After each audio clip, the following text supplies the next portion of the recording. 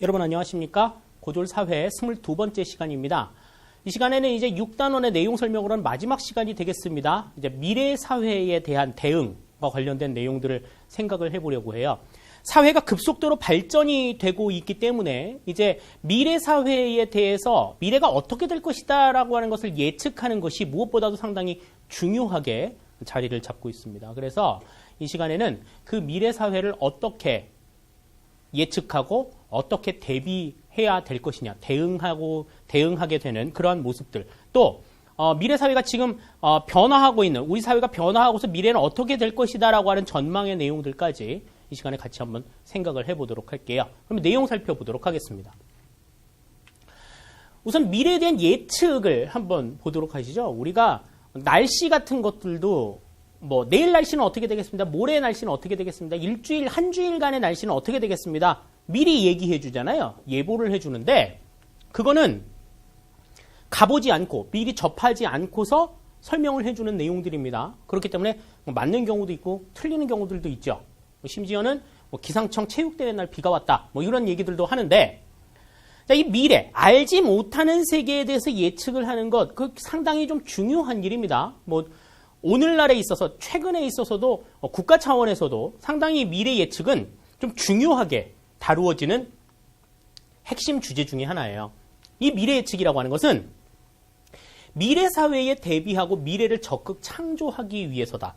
그러니까 다가오는 미래에 우리가 어떻게 살아야 할 것이고 또 어떻게 새로운 것들을 만들어내서 외국의 다른 나라들과 경쟁해 나갈 것이냐 하는 것들 생각하는 것, 이러한 것들이 이제 미래에 대한 예측의 목적이 되겠죠. 그러니까 미래가 어떻게 나아갈 것이다라고 하는 방향을 미리 우리가 생각을 한다고 하면 예측하기도 상당히 편할 거고 대응하기도 상당히 쉬울 겁니다. 그 예측 기법들을 보면요, 가장 많이 사용하는 게 이제 추세외사법이라고 하는 게 있어요. 이 추세외사법이라고 하는 건 역사적인 관점에서 과거에 쭉 이래 왔어. 자, 그럼 앞으로 어떻게 될까? 이거 예상하는 거죠. 그러니까 지금 과거에 쭉 이렇게 늘어나 왔으면 앞으로 이렇게 쭉 떨어진다 생각하기 어렵고 이렇게 간다 생각하기 어렵고 과거에도 쭉 올라왔으니까 앞으로도 그냥 쭉 이렇게 올라갈 거야 라고 생각하지 않겠어요? 뭐 이렇게 예측하는 것이 바로 추세외사법입니다. 가장 대표적으로 많이 사용하는 미래 예측의 기법이라고 볼 수가 있겠죠. 그러니까 우리나라 같은 경우에도 뭐 경제 발전이 계속해서 지금 상승 곡선을 그리고 있다. 그러면 앞으로는 어떻게 될 거냐? 그러니까 어떤 사업을 진행을 할 건데 뭐 어떻게 될 거냐? 그러면 사업을 시행하기 전과 사업을 시행한 후 어떻게 될 것이다. 뭐 이렇게 예측하는 방법들이 다 이 추세외사법을 통해서 진행이 돼요. 다음 시나리오 기법입니다. 이 시나리오 기법이라고 하는 건 말 그대로 시나리오를 짜는 거죠. 이렇게 해서 이렇게 가고 이렇게 가자. 그래서 길을 미리 이렇게 정해놓고 가는 겁니다. 그러니까 뭐 저 같은 경우에는 지금 그렇게 안 하는데요. 그 카메라 앞에 서신 분들 가운데에는 대본을 미리 이렇게 써놓고서 그대로 방송하시는 분들이 있죠. 특히 이제 그 아나운서들 같은 경우 뉴스 진행할 때 뉴스의 그 스크립트 같은 것들을 다 이렇게 보면서 얘기하지 않습니까? 그런 것들이 이제 시나리오법이라 앞으로 어떻게 될 것이다. 앞으로 뭐 이러이러한 얘기 할 거야. 다 나와 있으니까요. 그걸 보고 이제 예측하는 것들이 되겠고요. 전문가 합의법이라고 하는 거는 전문가들끼리 미래가 어떻게 될 것이다. 우리가 이렇게 나가자라고 의견을 모으는 그러한 내용들이 되겠고, 모의 실험법이라고 얘기하는 거는 우리가 이제 영어로는 뭐 시뮬레이션 기법이라고 이야기를 합니다. 그래서 상황을 이렇게 변화시켰을 때 어떻게 바뀔까에 대해서 미리 한번 해보는 거죠. 미리 실험을 해보는 거야. 그래서 이런 변화들이 이렇게 생기네? 라고 하는 거를 미리 보는 거죠. 해보지 않고 미리 이제 가상 실험을 통해 가지고 해보게 된다라고 하는 겁니다. 뭐 예를 들어서 요즘에 그 신호등을 보면요. 보행 신호 같은 경우에 몇 초가 남았다. 파란 신호가 들어온 다음에 빨간 신호로 변하기까지 몇 초가 남았다라고 하는 이 초가 등장하죠. 초가 뭐 20초, 19초, 18초 계속해서 이렇게 줄어나갔을 때, 그렇게 줄였을 때에 줄이는 그 신호 장치를 했을 때 교통사고가 뭐 얼마만큼 줄었냐든지, 뭐 보행자의 안전이 얼마만큼 확보가 됐는지, 뭐 이런 것들을 미리 뭐 시범 지역을 통해 가지고 이렇게 해볼 수도 있고요. 네, 그렇게 해서 예측을 하는 기법들, 뭐 이러한 것들을 통해서 미래를 적극적으로 창조하는 이러한 미래 예측을 진행한다. 이렇게 생각하실 수가 있겠습니다. 자, 그러면 이제 미래 사회의 변화 양상들을 한번 보시죠. 우선 첫 번째로 생각하실 것이 세계화와 지역주의화의 촉진입니다. 이건 어떻게 보면 상당히 좀 상반된 이야기일 수 있어요. 세계화라고 하는 거는 이제 지역의 범위 자체가 의미가 없어진 그러한 내용들을 생각할 수가 있죠. 국가의 상호 의존성이 증대하면서 국경의 의미가 약화되는 현상, 뭐 이런 것들이 나타나는데 오히려 지역주의화라고 하는 거는 경제적으로 이렇게 영역이 나누어지기 시작을 했다라는 겁니다. 자, 세계화라고 하는 거는 우리가 전 시간에 말씀을 드렸어요. 국가 간의 국경의 의미가 약화되어 가지고 이제 모든 문화라든지 사회의 어떤 흐름 자체가 세계적인 추세 아래에서 이루어진다라고 하는 걸 생각할 수 있는데 이렇게 되다 보니까 국가 간의 경제 분쟁이나 영토 분쟁 같은 국가 간의 마찰도 상당히 늘어나게 되는 그러한 문제점들이 있다라고 하는 것 생각할 수가 있겠고요. 이렇게 되다 보니까 국가 간에 나타나는 발생한 문제에 대해서 중재하거나 판단을 해줄 어떤 중재기구가 없다는 거죠. 중립기구가 없다는 거죠. 그래서 국제기구라든지 비정부기구의 역할이 증대가 된다. 그래서 국가 간의 분쟁이 발생했거나 환경 문제가 발생을 했을 때 이거를 지구 전체 차원에서 다양한 가치를 창출해낼 수 있도록 중간자 역할을 하게 되는 국제기구와 비정부 기구의 역할이 세계화를 통해서는 조금 더 증대된다라고 하는 걸 우리가 생각할 수가 있겠습니다. 다음에 지역주의화의 내용들을 볼 수가 있는데 지역주의화는 이제 아까 설명을 드린 대로 경제 영역을 중심으로 해서 다양한 지역주의화가 확대가 된다. 그래서 이 지역주의를 바탕으로 해가지고 여러 가지 기구들이 지금 생겨나고 있죠. 뭐 유럽은 이제 유럽연합. 그래서 거의 경제적으로는 통합을 이루었고 정치 군사적인 통합도 지금 추진을 하고 있는 추세고요. 동남아시아 같은 경우에는 이제 아세안이라고 해서 동남아시아 국가연합이 있습니다. 그래서 그 동남아시아 국가들끼리 또 협력을 하는 기구가 있고요. 우리나라 같은 경우에는 이제 아시아 태평양 지역을 중심으로 있기 때문에 이제 APEC이라고 하는 아시아 태평양 경제 협력체라고 하는 APEC이라고 하는 기구가 또 따로 존재를 하고 있죠. 또 그리고 어떤 게 있어요. 그 미국 같은 경우에는 북미 지역의 경제 협력을 위해서 나프타 같은 것들이 체결이 되어 있습니다. 그래서 이러한 그 다양한 지역주의화가 확대가 되고 또 국제 교류를 하는 데 있어서도 이제는 뭐 이념이라든지 뭐 어떤 그 국가의 어떤 다른 어떤 이념이나 사상 이런 것들을 떠나서 자국의 실리 위주로 국가 교류를 하게 되는 경우들이 늘어난다라고 하는 겁니다. 그래서 이념 중심이 아닌 실리 중심으로 진행이 되기 때문에 얼마 전에 쿠바하고 미국이 국교 정상화를 이루었죠. 그러니까 쿠바하고 미국은 60년대 이후에 계속해서 적대관계, 윈수처럼 지내던 그런 국가 양국이었는데 이제 모든 것을 다 내려놓고 우리 서로 화해하자. 그래가지고 서로 그 포로들도 서로 이제 석방해서 교환하고 뭐 이렇게 하는 것들이 전부 다 실리 위주의 정책이라고 하는 거죠. 과거와 지금 현재의 어떤 실리를 따지는 기준들이 바뀌었기 때문에 그러한 변화들이 나타나게 된다라고 하는 겁니다. 이러한 실리 위주의 국가 교류가 이전보다 이제 더 심해지는 그러한 문제들이 이제 등장하게 되었다라고 하는 걸 생각하실 수가 있겠죠.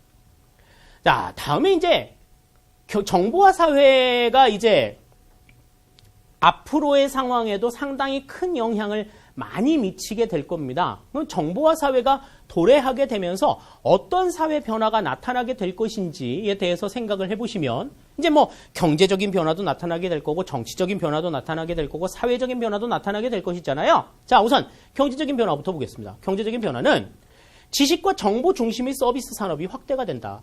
그래서 소비자 주권이 크게 향상이 될 것이다 라고 하는 긍정적인 입장이 있습니다.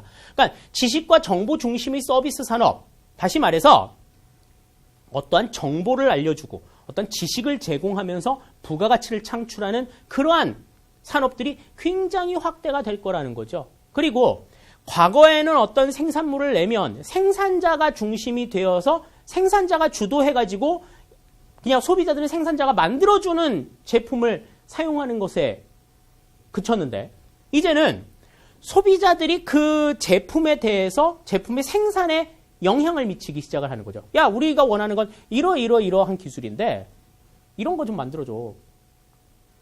휴대폰이나 이런 것들에서 그 소비자들이 사용한 어떤 리뷰나 이런 것들이 그 제품의 생산에 큰 영향을 미치는 것 우리가 알고 있지 않습니까? 그런 것들을 보면 제품을 생산하는데 생산자의 역량, 물론 중요합니다만은 생산자의 역량을 발휘하는데 소비자들의 의견이 굉장히 많이 작용하더라 하는 것 생각을 할 수가 있어요.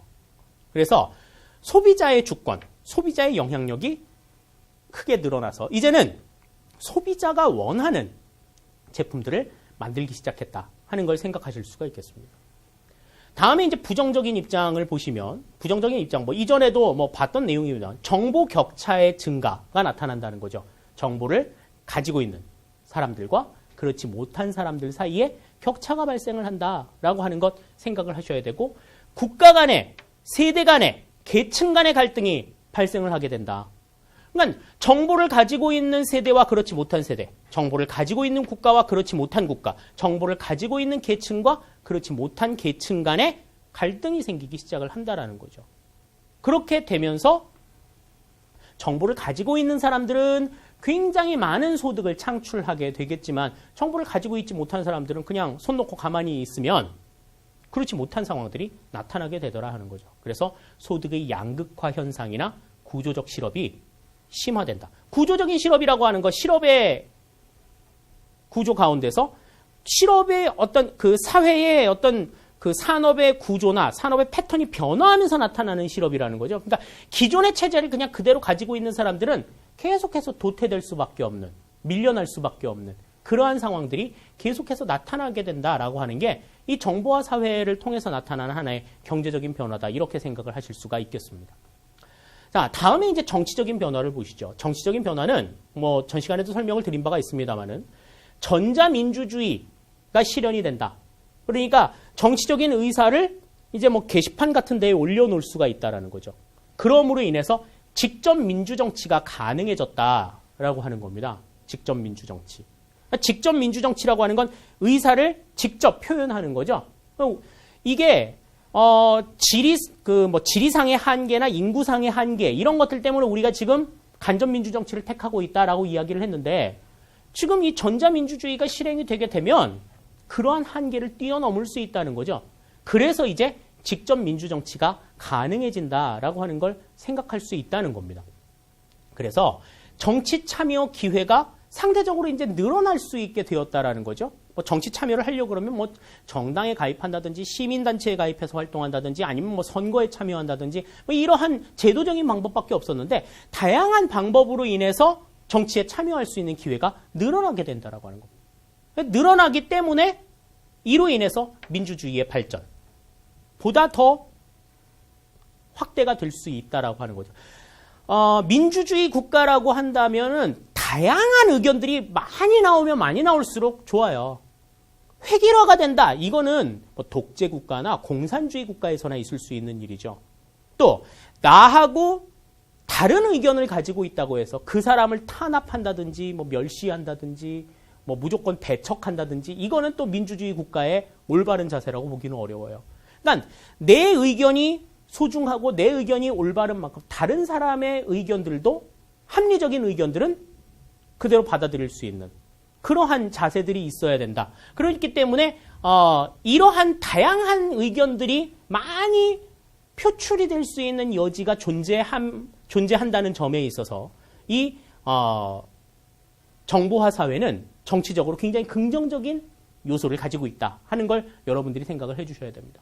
그런데 반대의 입장들도 있어요. 부정적인 입장들을 보시면 정보가 독점 통제될 경우에 사생활이 침해될 가능성이 있다. 그러니까 정보가 다양한 의견들이 표출이 되기는 합니다만은 그 정보라고 하는 것이 어떤 일개의 개인에 의해서 독점이 될 경우에는 사생활 침해 요소들이 있다라고 하는 거죠. 어떤 예를 들 수가 있냐면 우리가 이제 그 스마트폰을 많이 사용을 합니다. 스마트폰을 많이 사용하는데 그 스마트폰의 운영 체계는 두 가지가 지금 대표적이죠. 하나는 이제 그 애플사에서 아이폰에 적용이 되는 애플사의 그 OS가 되겠고, 다음에 두 번째는 이제 그 안드로이드 폰이라 그래서 안드로이드라고 해서 구글사에서 제공을 하는 스마트폰 운영 체계가 있습니다.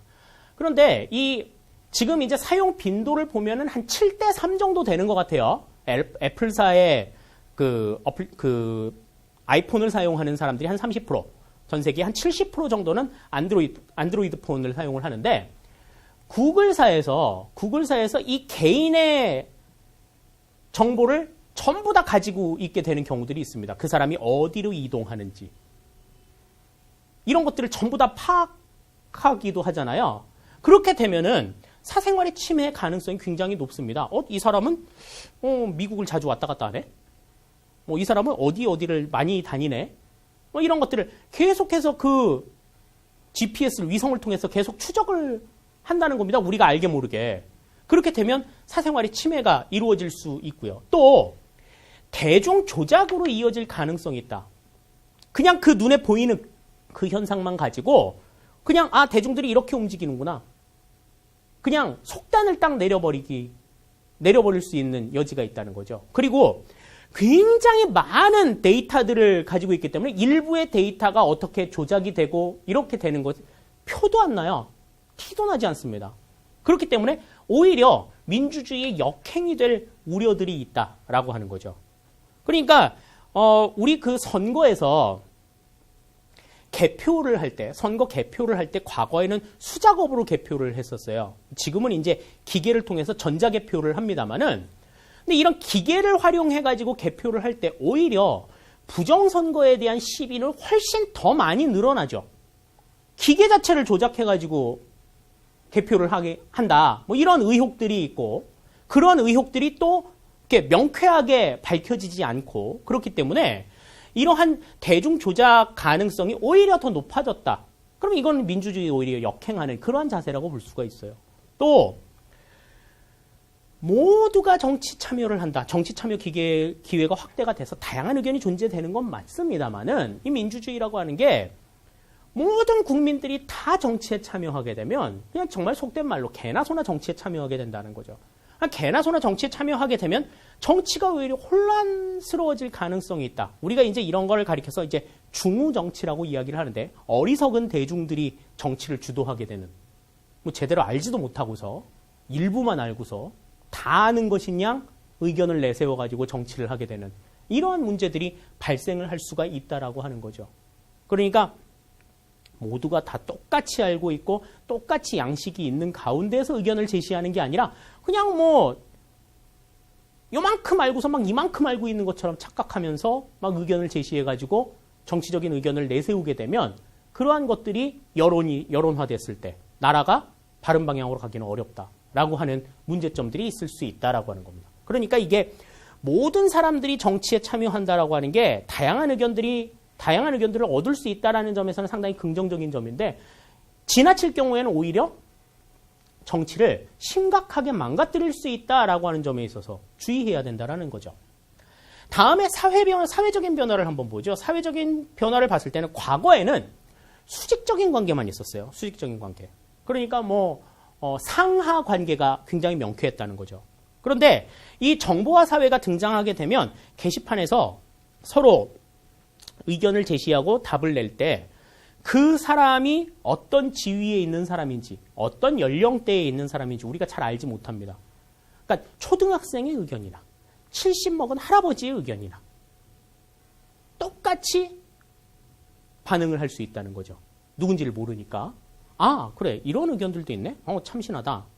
이런 의견은 조금 아닌 것 같은데? 그래서 오히려 좀 나이 어린 친구들의 의견, 이런 것들이 보다 더 인정을 받고 각광을 받는 그러한 경우들도 생기게 되거든요. 그렇기 때문에 모두가 나이나 학력이나 성별이나 이런 거 다 떠나서 평등하게 대우받을 수 있는, 평등하게 인식되는 수평적인 인간관계가 확산이 되기 시작을 한다라고 하는 겁니다. 그러니까 전체 100명이 있어. 그럼 100명 나이 가지고 이렇게 막 서열화 매기잖아요. 우리 뭐 어떤 조직에 딱 들어가면 어머 몇 살이에요? 몇 학번이에요? 이런 거 물어가지고 서열화 시키는데 어머 형님 아우님 막 이러는데 정보화 사회에서는 가상 공간 안에서는 그럴 여지가 없다는 거죠. 다음에 개인주의화 자기중심이 된다라는 겁니다. 어떤 공동체의 전체적인 의미를 본다라기보다는 나, 행복의 중심, 전 시간에도 말씀드렸다시피 행복의 중심이 나가 된다는 거죠. 그러니까 뭐 우리 그 국민교육헌장 옛날에 나왔던 국민교육헌장에 보면은 나라의 융성이 나의 발전의 근본임을 깨달아야 된다. 뭐 이런 내용이 나와요. 그러니까 나라가 일단 발전해야 나도 의미가 있는 거다. 이렇게 옛날에 생각을 했다라고 하면 지금은 그렇지 않다라는 거죠. 나 개인이 일단 행복하고 그렇게 행복한 사람들이 많아지는 사회, 그런 사회가 행복한 사회다. 그렇게 이제 생각하기 시작을 했다라는 겁니다. 자, 그런데 이런 긍정적인 입장과는 상반된 부정적인 입장을 보시면 인간 소외 현상이 심화된다라고 하는 거예요. 여기서 배척이 됐다. 그러면 거의 뭐 인간성 자체가 상실이 되는 그런 경우들이 있어요. 그러니까 인간이 그냥 하나의 어떤 사회의 기계 부속처럼 인식을 받는 그러한 모습들이 나타나기 시작을 한다는 것이죠. 그리고 익명성을 바탕으로 하기 때문에 아까 수평적인 인간관계에 대해서 이야기할 때도 말씀을 드렸습니다만 초등학생이나 70먹은 할아버지랑 똑같이 대우를 받는다 그랬죠. 그 사람에 대한 정보가 안 나오기 때문에 이름도 안 나와요. 성별도 안 나와요. 나이도 안 나와요. 그러니까 어떤 글을 올려도 누군지를 몰라. 누군지를 모르니까 거기다 대놓고서 이제 막 그 없는 말을 지어서 낸다든지 유언비어 같은 거. 그 다음에 막 대놓고 욕을 한, 야, 이 삐리리리리 막 이러면서 욕한다든지. 막 이렇게 해서 타인에게 상처를 주는 경우들이 생깁니다. 또, 해킹이라든지, 또 뭐 굉장히 뭐 근거 없는 악플들, 뭐 이런 것들을 내가지고 여러 가지 범죄들을 양산하기도 하죠. 개인정보를 유출한다든지. 누가 했는지 몰라. 근데 새 나갔어. 이런 것들이 발생하게 된다는 거죠. 그리고 개인에 대한 사회 통제가 강화된다. 이러한 범죄들이 나타나게 되니까 이제 어떻습니까? 인터넷 실명제 같은 거 하자고 이야기하죠. 그 사람이 누군지 실명을 밝히자. 이건 인터넷 정신에 위배된다. 뭐 이렇게 반발하는 사람들도 있는데 이러한 그 전체적인 통신망 자체를 국가가 어떤 큰 집단이 소유하게 되면 거기에서 등장하는 여러 가지 여론들 뭐 이런 것들을 강화하기, 통제하기 쉬워지게 된다라고 하는 겁니다. 그래서 정보화 사회라고 하는 거는 경제적으로, 정치적으로, 그 다음에 사회적으로 굉장히 긍정적인 측면들도 있습니다만은 또 역으로 봤을 때 심각한 문제점들도 가지고 있다라고 하는 걸 우리가 생각을 하셔야 된다라는 거죠. 자, 다음에 이제 환경 문제입니다. 요즘에 이제 미래 사회를 생각하는 데 있어서 이 환경 문제를 생각하지 않고서는 문제를 해결하기가 어려워요. 자, 그래서 환경 문제, 또 이 환경 문제라고 하는 거는 그 나라에 국한된 문제가 아니에요. 국가적인 차원의 문제이기도 합니다. 국가적인 차원의. 그래서 전 지구 차원의 협력을 위해서 다양한 국제 환경 협약에 적극적으로 참여할 필요가 있다. 우리나라 같은 경우에도 뭐 황사로 인한 문제라든지 뭐 이런 것들은 중국과 협력을 해야 되고요. 그 다음에 뭐 대한해협에서 발생하는 여러 가지 문제들, 일본과 또 협력을 해야 될 문제들이 있죠. 뭐 그 동일본 대지진 때문에 뭐 후쿠시마 원전이 뭐 문제가 돼가지고 방사능 유출이 돼가지고 지금 뭐 전체적으로 뭐 일본 열도가 방사능 오염이 되고 있다. 우리나라에도 영향을 미칠 가능성이 있다. 일본 너네 어떻게 할래? 우리는 어떻게 대응할까? 가급적이면 우리한테 피해 안 가도록 너네들은 어떻게 노력할래? 물어봐야 됩니다. 그죠? 자, 그래서 국제적인 연대가 필요하다. 그리고 무엇보다도 중요한 건 지속 가능한 개발의 전략이 필요하다라는 거죠. 그러니까 지속 가능한 개발이라고 하는 건 환경 문제를 고려하면서 경제 성장을 이루어야 된다. 그리고 특히 미래 세대에게 물려줄 환경임을 전제. 그러니까 미래 세대들도 이 환경을 좀 환경으로 인한 혜택들을, 개발로 인한 혜택들을 누리면서 살아갈 수 있게끔 우리가 개발의 여지를 좀 남겨두어야 한다라고 하는 거죠. 그냥 막 무작정 개발 다 해가지고 후손들에게 뭐 남겨둘 거 전혀 없이 그냥 너네들이 있는 대로 살아. 이렇게 얘기해서는 안 된다라는 겁니다. 그래서 지속 가능한 개발의 개념이 환경에 있어서 굉장히 중요하게 나온다라고 하는 것 생각을 해주셔야 되고요. 다음에 환경 문제에 있어서 앞으로의 전망을 보시면 대체 에너지 개발에 대한 내용들이 나와요. 그러니까 뭐 자연 에너지들이 있죠. 그래서 뭐 태양열이나 풍력이나 뭐 조력이나 그다음에 뭐 지열 같은 것들.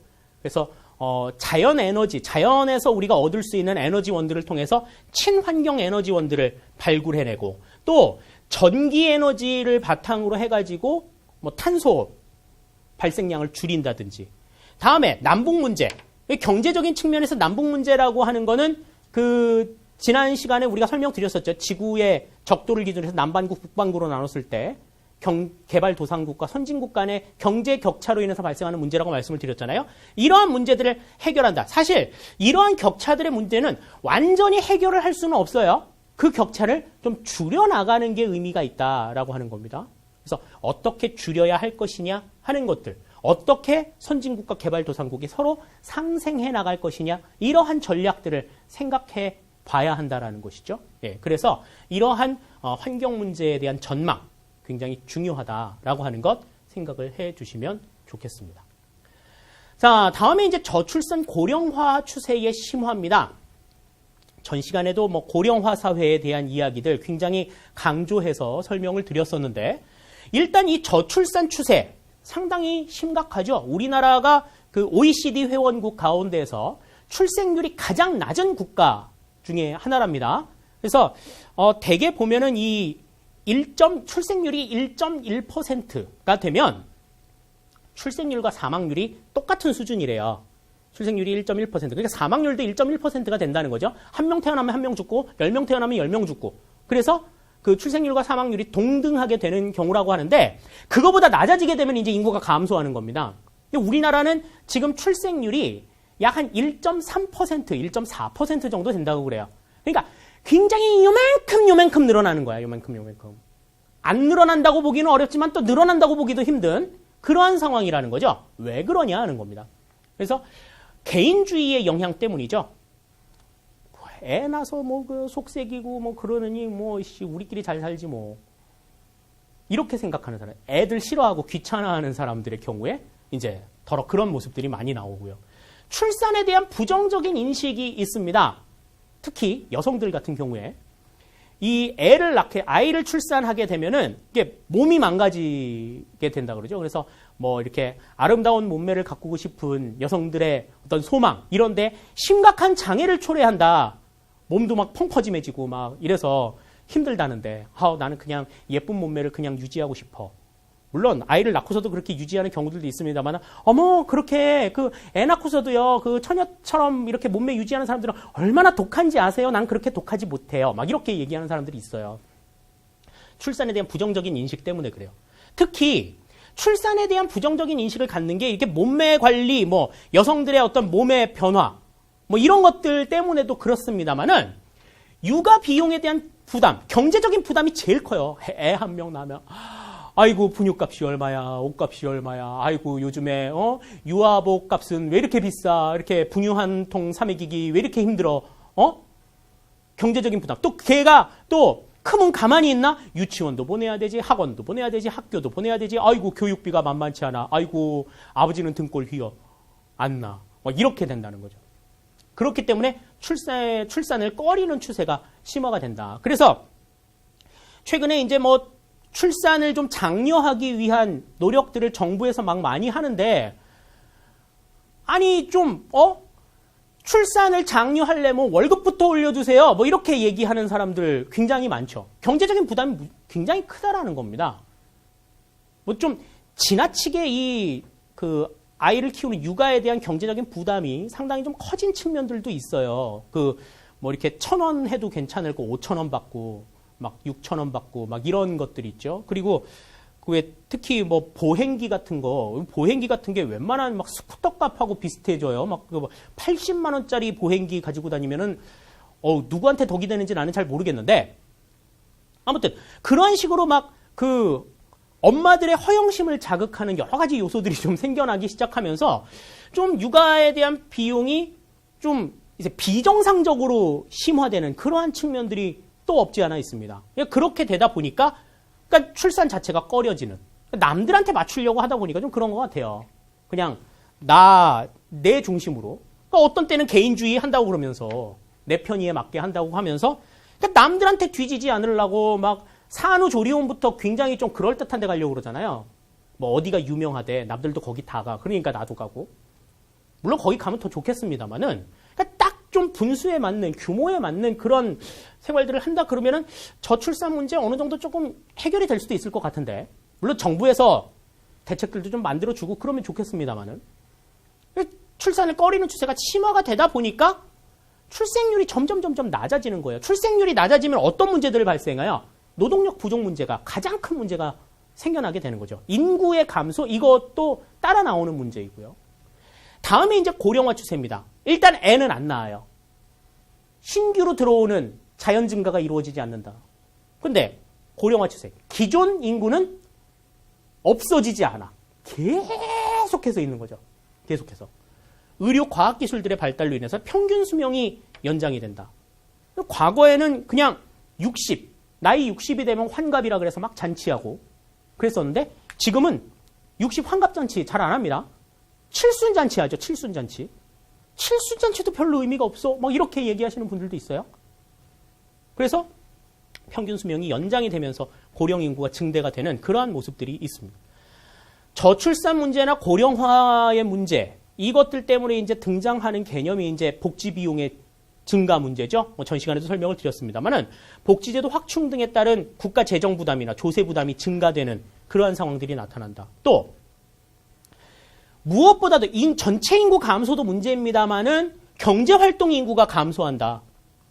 노동력이 부족해지는 문제. 경제 성장이 좀 둔화되는 그러한 것들이 예상이 될 수 있다는 거죠. 그렇게 되면 이제 어떻게 돼요? 외국의 인력들이 계속해서 우리나라에 들어오게 될 거고, 그러면 또 다문화 사회의 문제 또 생겨나게 될 거고, 거기에 대한 또 비용 부담 생겨나게 될 거고, 굉장히 좀 문제가 발생을 한다라는 거죠. 그래서 이 저출산 고령화의 추세, 지금 미래 사회를 우리가 담당하는 데 있어서 가장 시급하게 해결을 해야 될 문제예요.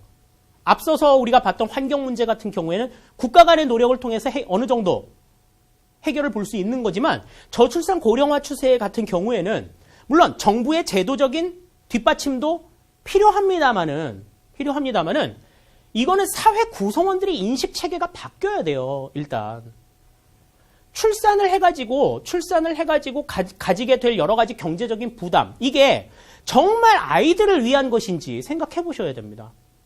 그냥 부모들의 허영을 쫓아가기 위해서 아이들을 도구로만 삼고 있지는 않은지 생각해 보셔야 되고요. 그리고 출산 육아에 대한 부담, 남자 여자가 공히 가지고 있어야 된다라고 하는 사회적인 인식도 있어야 돼요. 남자가 출산 휴가 얻는 거에 대해서 굉장히 부정적인 인식을 갖는 회사들이 아직도 대다수가 있습니다. 그러니까 좀 아이를 가지고 있는 여성들이 직장 생활을 정말 좀 마음 놓고 할 수 있도록 직장 내에 뭐 어린이집이라든지 유아보호시설 같은 것들을, 아동 육아시설 같은 것들을 뭐 확충하는 것. 글쎄요, 뭐 중소기업은 모르겠습니다만 대기업의 경우에는 그렇게 어려운 일 아닐걸요? 그거는 돈이 없어서의 문제가 아니라 그건 담당자들의 인식이 바뀌어야 될 문제이지 않을까요? 네. 그러한 어떤 사회 구성원들의 인식 체계가 바뀌는 것이 무엇보다도 좀 시급한 내용들일 것이다. 이렇게 우리가 생각할 수 있겠습니다. 자, 다음에 이제 미래 사회의 대응 전략을 한번 보시죠. 일단 상대주의적인 태도를 함양을 해야 된다. 그래서 배타적이고 폐쇄적인 자세를 지향하고 그 문화의 입장, 그 상대방의 입장에서 모든 것을 이해하려고 하는 전 시간에 봤던 바람직한 문화 태도의 입장 가지고 있어야 되고요. 다음에 국가 간의 연대나 협력을 강화해야 된다. 이제는 국내에 한정이 된 문제가 아니라는 거죠. 사회에 발생하는 모든 문제는. 그래서 국가의 상호 의존성이 심화되기 때문에 국제사회에 보다 주도적이고 적극적인 참여가 뒷받침이 되어야 된다. 외교를 하는 데 있어서도, 또 어떤 무역을 하는 데 있어서도. 그래서 국가 이익을 도모하기 위해서 국가 차원의 어떤 지원이나 뒷받침이 무엇보다도 필요하다라고 하는 것 생각을 해두셔야 되겠습니다. 다음에 올바른 가치관을 함양하는 것 필요해요. 이게 뭐 가장 중요한 문제일 수 있습니다. 건전한 자아 정체성을 확립하는 게 필요하다. 올바른 가치관을 가지고 있게 되면요. 다른 사람들과 비교하는 것 그다지 의미가 없습니다. 내가 만족스러우면 돼요. 우리 지금 여건에서 최선을 다하기만 하면 된다. 이런 생각만 가지고 있어도 지금 우리 사회는 굉장히 많이 달라질 수 있을 겁니다. 그러한 건전한 자아정체성 확립을 위한 올바른 가치관을 확립하는 게 무엇보다도 굉장히 중요한 문제예요. 미래 사회가 어떻게 바뀌든지 간에 이 가치관이 올바르게 함양이 돼 있다라고 하면 변화에 대한 대응 그렇게 어렵지는 않을 거예요. 다음, 미래 성장 산업이 있습니다. 우리가 OT 산업이라고 얘기하죠. 뭐 IT 산업, 정보통신기술, BT 산업, 바이오 테크놀로지, 생물 산업, 뭐 화학 산업, 뭐 환경 산업, 그다음에 나노 테크놀로지, 뭐 요즘에 이제 신성장 사업들이 있죠. 이러한 사업들에 대한 신기술 개발이나 투자들 실시하는 것도 필요하고요. 또 사회 불안 요소들이 있습니다. 소득 양극화 문제라든지, 계층 간의 갈등 문제라든지, 인권 관련의 갈등이라든지, 종교 갈등, 새로운 범죄의 등장, 뭐 어떤 범죄들이 어떻게 등장하는지, 뭐 요즘에는 그 보이스피싱 같은 것들 굉장히 사회 문제 되고 있잖아요. 그러한 것들로 인해서 나타나는 국민들의 사회 불안 요소들, 이런 것들을 좀 해소할 수 있는, 그러려고 하면 기본 바탕부터 좀 뿌리 깊게 우리가 고민하고 생각할 수 있는 그러한 요소들이 필요하다라고 하는 것. 그러니까 앞으로 미래 사회의 변화에 대해서 우리가 대응을 하기 위해서는 이 같은 전략들이 필요하다라고 하는 것 생각해 두실 수가 있겠습니다. 자, 이렇게 해서 우리가 이제 미래 사회에 대해서 어떻게 대응해야 될 것인가에 대한 내용들 바탕으로 6단원의 전체적인 내용들을 살펴봤습니다. 내용 전부 다 정리 다 해두시고요. 문제 반드시 풀어보시기 바랍니다. 이제 실력 확인 문제 통해서 만나도록 하죠. 철저한 복습 당부를 드리겠습니다. 감사합니다.